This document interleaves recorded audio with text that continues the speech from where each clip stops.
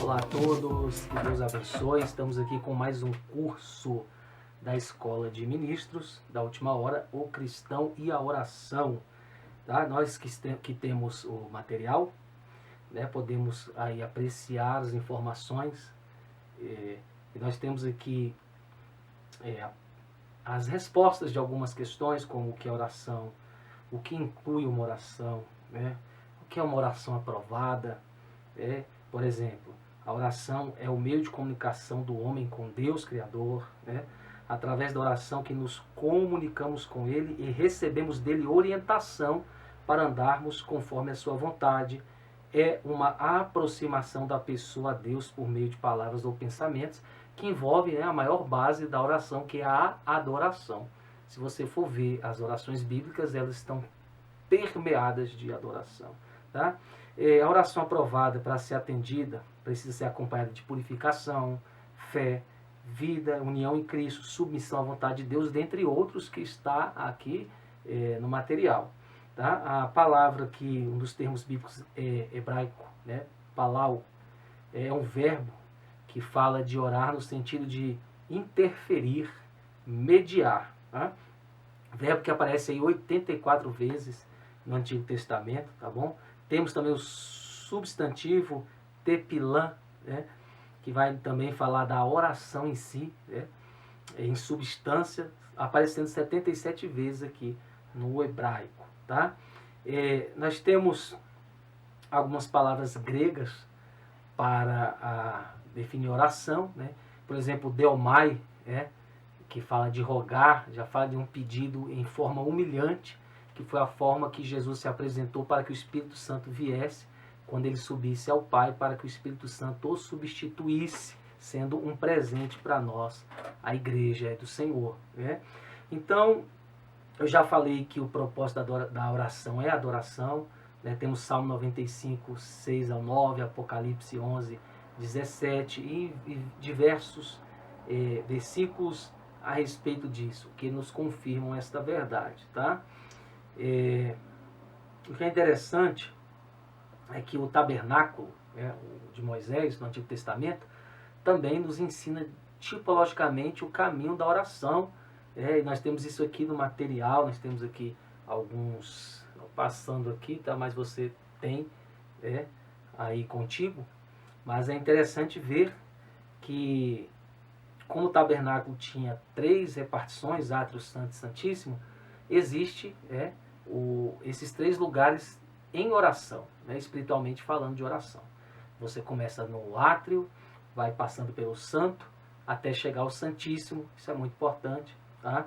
Então, assim como o átrio era descoberto, quando você começa a orar, parece que você está descoberto, distrações, gente falando, pensamentos, ansiedade com aquilo que você vai fazer amanhã, mas você tem que passar pelas peças que estão lá no átrio, que é o altar do holocausto, matando a carne, aos seus desejos, e se lavando na pia de bronze para chegar ao lugar santo. O lugar santo já tem proteção, já tem uma espécie de teto, a cortina ali cobre, então você já tem uma proteção, já fica um ambiente onde as distrações diminuem, aí você consegue se concentrar na oração.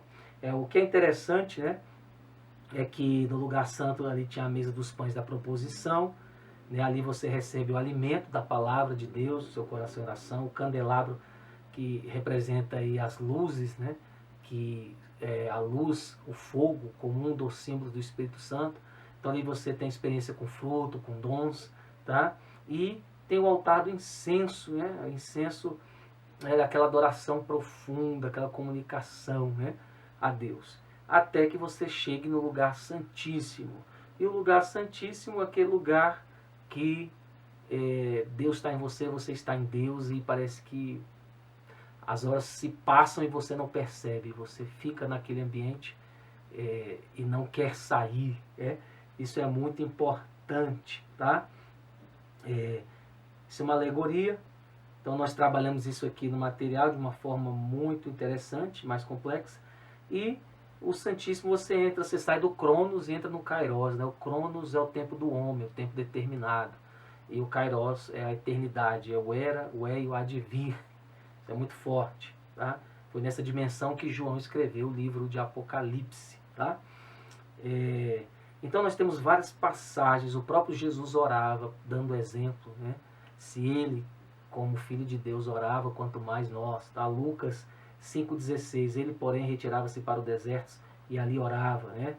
Salmo 5,3, pela manhã ouvirás a minha voz, ó Senhor, pela manhã apresentarei a ti a minha oração, tá bom? Temos aqui Marcos 1,35, e levantando-se de manhã cedo, muito cedo, fazendo ainda escuro, saiu e fui para um lugar deserto e ali orava, tá? Aqui tem muita coisa do material, tem outras coisas anotadas aqui que eu quero falar para vocês, tá? Então uma oração assim poderosa, eficiente, né? Ela consiste em que você pôr em ordem a sua causa diante de Deus. Já pensou você chegar num tribunal de qualquer jeito, sem saber apresentar a sua causa, um representante? Então na oração também tem uma ética, tem uma postura, você tem que ter uma preparação. Então põe em ordem a sua causa diante de Deus, tá? Em segundo lugar, encha a boca com bons argumentos, tenha bons argumentos com Deus na sua oração. Terceiro, louvor e ação de graças, tá? Isso é muito importante. Nós temos aqui outras coisas que eu posso aqui passar para vocês, tá? Como eu já falei, né? Colocar em ordem sua causa diante de Deus, pensar no que vai dizer, saber se comportar na presença de Deus também é importante, tá? Saber sua posição, quem é você no mundo espiritual, quem é você na Bíblia. Você pode exigir por justiça própria? Ou qual é a moeda que te dá vitória na oração? Não seria a graça? Não seria o que ele fez por nós, né? E saber o que deseja é muito importante, tá? Então eu também deixo aqui para vocês outra informação para a gente fechar aqui as questões de oração, né? Que a oração é importante ela ter adoração, como foi falado, não precisa ser nessa ordem, confissão, petição, intercessão e louvor, tá? Outra coisa também que eu quero passar aqui para vocês, para a gente fechar, tá? Que a oração ela é uma conversa espiritual real com Deus, tá? Deve ser fervorosa, é realmente necessária, tá? Para que se possa receber, e deve ser submissa à vontade de Deus.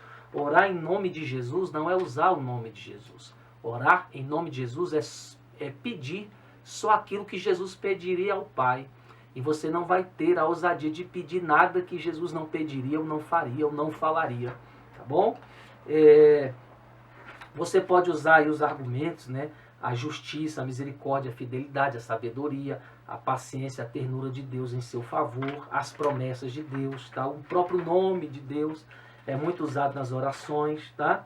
As promessas, você pode lembrar, porque são argumentos que fazem parte de uma boa oração, tá bom? E aqui a gente fecha, né, o vídeo. Espero que você esteja sendo edificado com mais esse curso. Que Deus abençoe. Beijo no coração e até mais.